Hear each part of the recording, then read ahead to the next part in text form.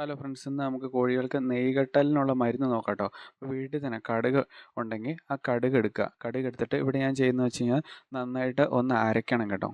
ഇങ്ങനെ അരച്ചിട്ട് അത് നമ്മൾ അവർക്ക് കുടിക്കുന്ന വെള്ളത്തിലോ ഫുഡിൻ്റെ കൂടെയോ അല്ലെങ്കിൽ നമുക്കിങ്ങനെ അവർക്ക് വായിലാക്കി കൊടുക്കാൻ പറ്റുമെങ്കിൽ അങ്ങനെ കൊടുക്കുക. അതിന് ശേഷം അവർക്ക് കുടിക്കാനുള്ള വെള്ളവും കൂടി വെച്ച് കൊടുക്കുക. അപ്പോൾ ഇതിൻ്റെ പിന്നിലെന്ന് പറഞ്ഞു കഴിഞ്ഞാൽ ഈ കടുക് ചൂടായതുകൊണ്ട് അവർക്ക് ആ നെയ്കെട്ടലുണ്ടെങ്കിൽ അത് പെട്ടെന്ന് ഉരുകി പോകാനുമായിട്ടും പിന്നെ അവർക്ക് മുട്ട ഇടാനും മുട്ട ഉൽപ്പാദനം കൂടാനായിട്ടൊക്കെ പറ്റും കേട്ടോ. ഇവിടെ ഒരു കോഴി ഉണ്ടായിരുന്നു വീട്ടിൽ അങ്ങനെ മുട്ട ഇടാത്തത്.